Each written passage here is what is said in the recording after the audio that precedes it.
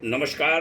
भाग्योदय विचार प्रवाह श्रृंखला के 105वें चरण में आपका स्वागत है। रविवार 29 मई 2022।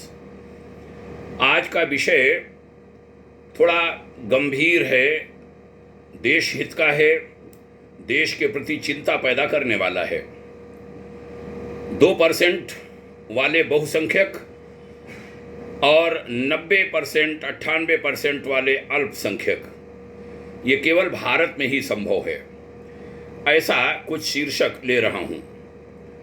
हमारे देश में मित्रों, विधायिका, कार्यपालिका, न्यायपालिका, ये 3 स्तंभ बड़े महत्वपूर्ण हैं और चौथा स्तंभ मीडिया का है। इन सबकी जिम्मेदारी है कि सभी व्यवस्थाएं कायम रहें, देश में सब सुख से रहें, शांति से रहें। संविधान भी एकता की बात करता है। प्रावधान कई धाराओं में इसके हैं जो उसकी पुष्टि करते हैं। लेकिन आज़ादी के इन 75 वर्षों में अनेक असमानताएं आईं, विसंगतियां आईं, जिन्हें देश ने देखा। संविधान जो मूल है वह लगभग 75% बदल चुका है। विशेषज्ञ बताते हैं केवल 25% मूल संविधान बचा है। लगभग 125 संविधान संशोधन हमारी पार्लियामेंट ने किए। इन संशोधनों ने अनेक विसंगतियां भी पैदा की, कई अच्छी व्यवस्थाएं भी दी। जैसे धर्मनिरपेक्ष देश में धर्म के नाम पर ढेरों भेद कानून बनाकर किए गए। जाति वर्ग का भेद नहीं करने को संकल्पित संविधान की अनेक व्यवस्थाएं ऐसी बना दी गईं कि जाति कागजों पर पूछकर व्यवहार किया जाने लगा। आज जातिवार जनसंख्या की बातें बड़ी तेजी से की जाने लगी हैं कि जातियां गिनो कौन कितना है। राजसत्ताओं और राजनीतिक पार्टियों ने अनुसूचितों और पिछड़ों को हिंदू नहीं बनने दिया, सनातनी नहीं बनने दिया। उधर मुस्लिमों को भारतीय नहीं बनने दिया। समाज ऐसा बिल्कुल नहीं चाहता था। वह मिलजुल कर रहना रहना चाहता है और पूरा प्रयास वह करता रहा है। पूरा देश एक है, संविधान ने कहा। क्षेत्रवाद, भाषा आदि के आधार पर कोई भेद नहीं होगा, प्रावधान किए गए। लेकिन 370 और 371 जैसी धाराएं बनाकर अलग अलग भाव भर दिए गए हमारे देश में। उसी संविधान का सहारा लेकर हमने यह जहर बोया और वह जहर बढ़ता ही गया। 370 हट गई, कुछ प्रयत्न हुए हैं। 371 अभी भी है। नागालैंड भारत में होते हुए भी आप वहाँ की यात्रा अन्य प्रांतों की तरह नहीं कर सकते। ऐसी अनेक विसंगतियाँ देखने को अक्सर मिलती हैं हमारे देश में। अरे ये सब छोड़िए, शिक्षा सबका मूलभूत अधिकार है, लेकिन हम 75 बरस में सबको समान शिक्षा की व्यवस्था अभी तक नहीं कर पाए। गरीब की शिक्षा अलग, उसका पाठ्यक्रम अलग, अमीर की अलग। ये दुर्भाग्य है देश का। वरिष्ठ सुप्रीम कोर्ट अधिवक्ता अश्विनी उपाध्याय जी ने कई मामलों में कोर्ट का ध्यान इस ओर खींचा है। भाई दिलीप कुमार दुबे की भी जो क्रांतिकारी पहले हैं, क्रांतिकारी कदम हैं, वे वंदनीय हैं। इन दोनों भाइयों को ये देश धन्यवाद देता है, नमस्कार करता है। श्री पुष्पेंद्र कुलश्रेष्ठ और लगभग 1 दर्जन ऐसे वीर बहादुर हमारे हैं जो इस समय बड़ा अच्छा काम कर रहे हैं इन सब दिशाओं में। PIL करी अश्विनी उपाध्याय जी ने, अनेक PIL करी, कुछ में सफलता मिली, कुछ पर काम जारी है। जब उनको सुनते हैं तब पुष्पेंद्र कुलश्रेष्ठ और उनके विचारकों के प्रति जहां आदर का भाव आता है, वहीं मन बड़ा उदास हो जाता है। अश्विनी उपाध्याय को हमने कहते सुना, भारत में लोकतंत्र है ही नहीं, भीड़ तंत्र हमारे यहाँ हावी हो गया है। बड़ा सुंदर उदाहरण दिया। सड़क पर आप नियम तोड़ें, रेड लाइट के नियम तोड़ें तो 5,000 रुपये तक के जुर्माने की कानून ने व्यवस्था बना दी। लेकिन ये तब है जब आप कानून को मानते हैं। लेकिन भीड़ रेड लाइट तोड़ दे, पार कर दे, तोड़ भी दे, कोई कार्रवाई नहीं होती। बसें जल जाती हैं, कोई कार्रवाई नहीं होती। अमेरिका वगैरह में बसें जलाने का कोई उदाहरण नहीं मिलता। आखिर क्यों हम सीख नहीं लेते? ये सब क्यों हमारे देश में बंद नहीं होता?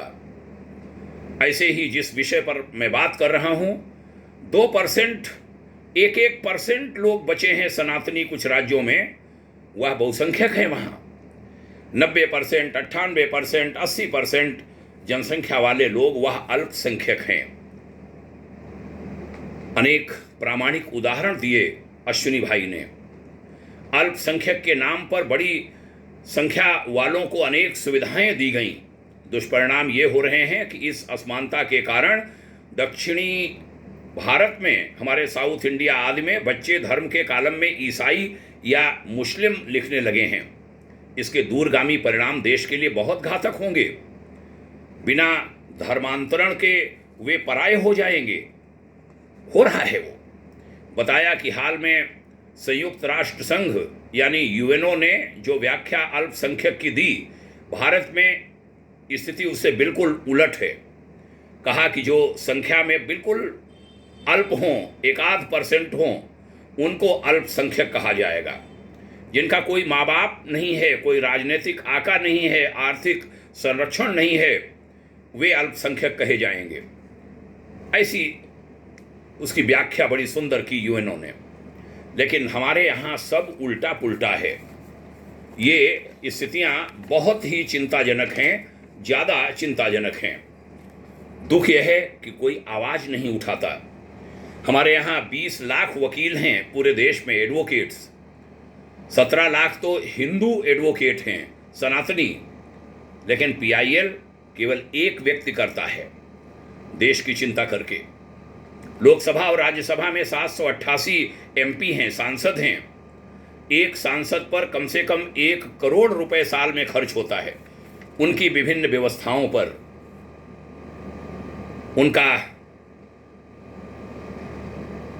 ये 1 करोड़ हमने बहुत कम कहा, केवल सुविधाओं के लिए कहा। वेतन आदि तो बहुत भारी संख्या में हो जाएंगे।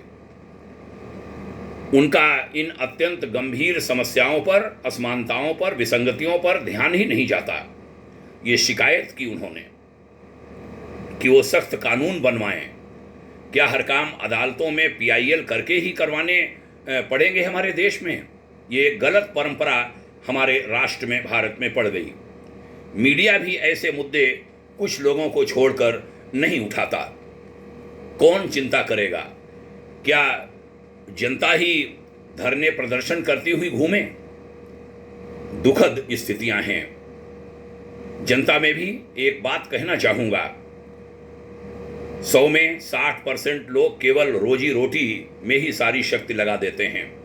उन्हें को नृप होई हमई का हानि वाली बात उन पर लागू होती है।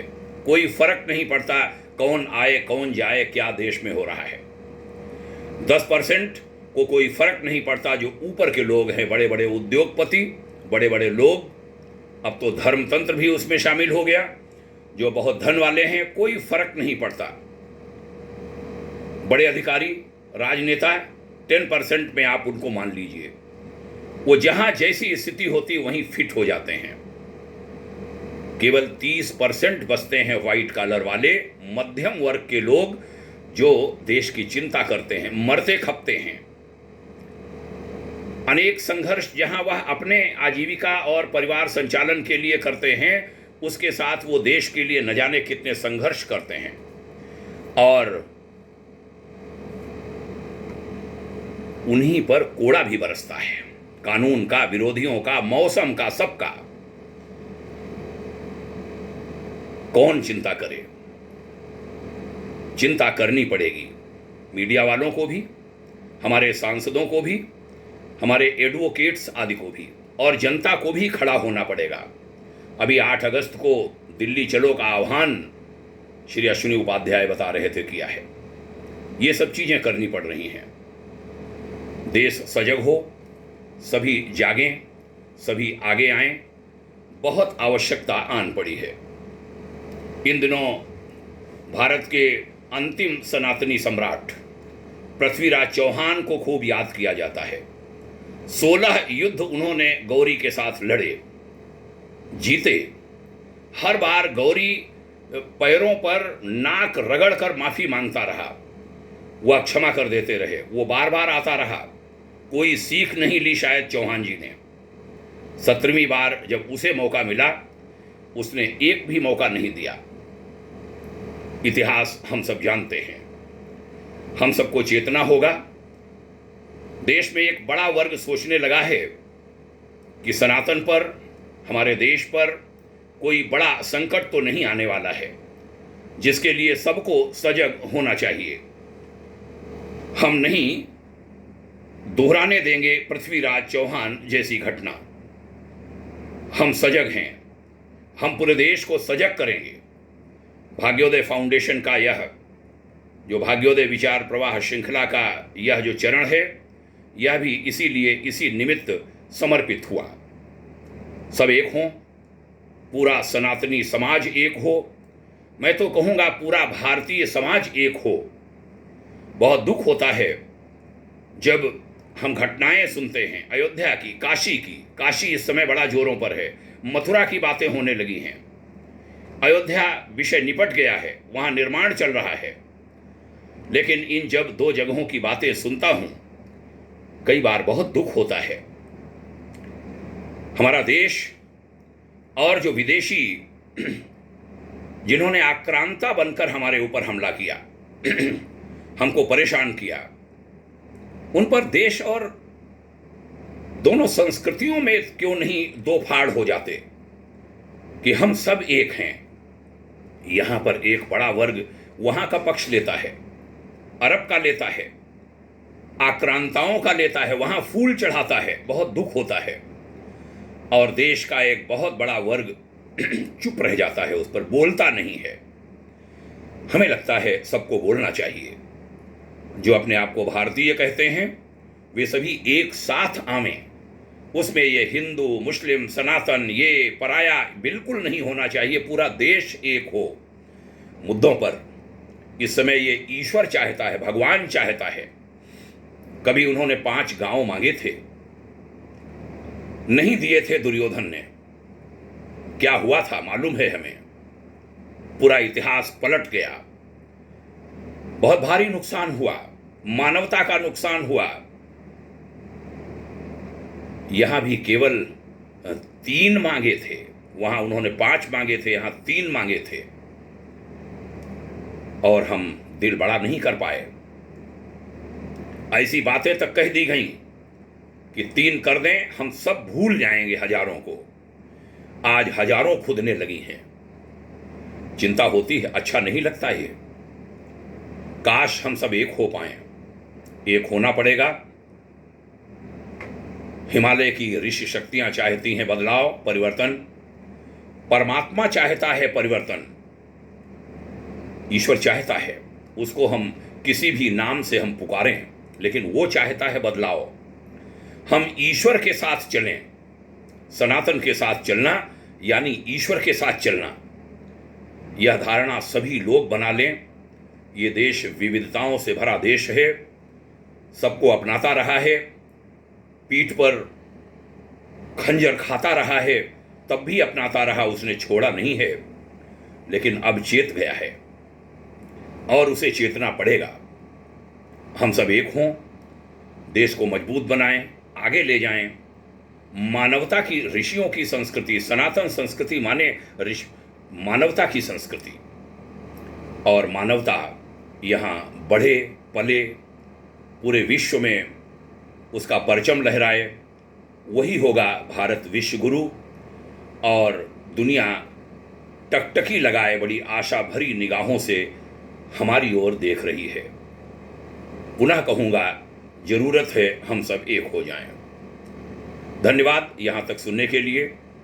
यह क्रम निरंतर चल रहा है। जब तक हमारी वाणी है, आवाज़ है, स्वास्थ्य है, हम हर सप्ताह बोलते रहेंगे। जब तक जीवन है। उधर दैनिक चर्चा भी चल रही है, जिसमें हम 550 की संख्या लगभग छू रहे हैं। वो आध्यात्मिक चर्चाएं होती हैं। संडे की रविवासरीय यह चर्चाएं सामयिक मुद्दों पर होती हैं, ज्वलंत मुद्दों पर। पुनः धन्यवाद कहता हूँ। भाग्योदय परिवार आप सभी के मंगलमय उज्जवल भविष्य की कामना करता है। पुनः प्रणाम। जय हिंद। निवेदन करूंगा, यह बातें अच्छी लगती हैं तो अधिक से अधिक लोगों में आपके माध्यम से फैलती रहें। ओम शांति।